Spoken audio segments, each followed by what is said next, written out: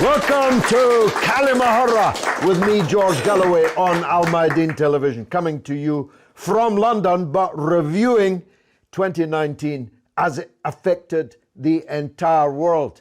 But I hope you'll forgive me if I begin with here in London, because some of us are still wearing our wet clothes from Britain's general election, which had, of course, seismic consequences. Let's look on the bright side. George Soros and Tony Blair and the billionaires who've spent as much money as they thought it would take to stop Brexit from happening have lost all their money. And Britain is definitely leaving the European Union in just weeks from now.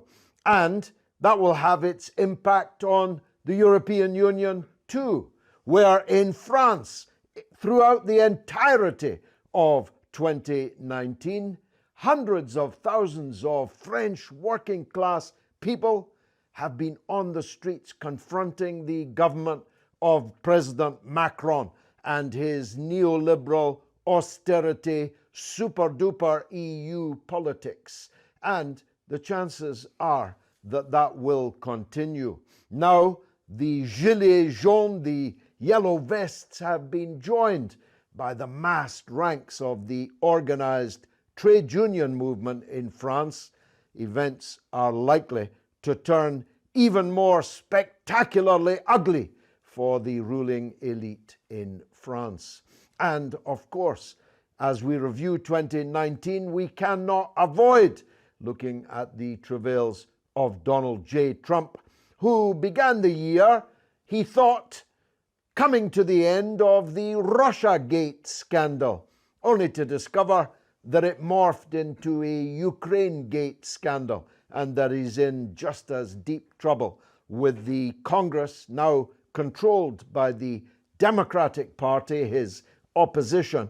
And the big question is, will he reach the presidential election in the year that is rapidly coming up? Of course, some much-loved figures like Evo Morales, the president, the legitimate president of Bolivia, have been driven into exile. But that's only because events have turned for the better in Argentina, and the Trump-like president there has been swept from office, and the Peronists are back. And we'll be looking also at what is likely to happen to you remember Juan Guaido? You remember the whole world recognizing Juan Guaido and handing over gold and sovereign wealth funds to him? No, I don't know what's happened to him either, and neither do the Venezuelan people.